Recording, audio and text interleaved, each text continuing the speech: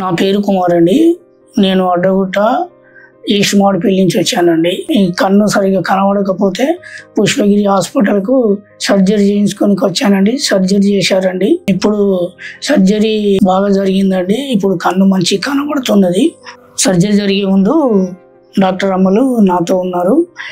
ఏం భయపడకండి, మేమంతా ఉన్నాము, నీకు సర్జరీ బాగా జరుగుతుందండి అని చెప్పి ధైర్యం చెప్పి నాకు సర్జరీ చేయడం జరిగిందండి.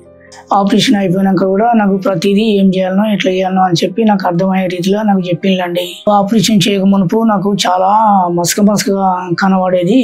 సర్జరీ అయిన తర్వాత చాలా బాగా కనబడుతుంది చూపు. హాస్పిటల్కి వచ్చిన కానుండి, సర్జరీ జరిగిన కానుండి చాలా బాగా చూసుకున్నారండి. ఇప్పటి వరకు కూడా నేను హాస్పిటల్ మొత్తం సర్జరీ అయిపోయిన తర్వాత కూడా మళ్ళీ నేను ఇంటికి వెళ్ళేంత వరకు కూడా నన్ను చాలా బాగా చూసుకున్నారండి.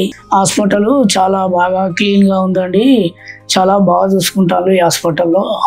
నాకు ఎవరైనా తెలిసిన వాళ్ళు ఉంటే వాళ్ళకి పుష్పగిరి హాస్పిటల్ గురించి చెప్తానండి. Thank you. పుష్పగిరి ఐఏ హాస్పిటల్.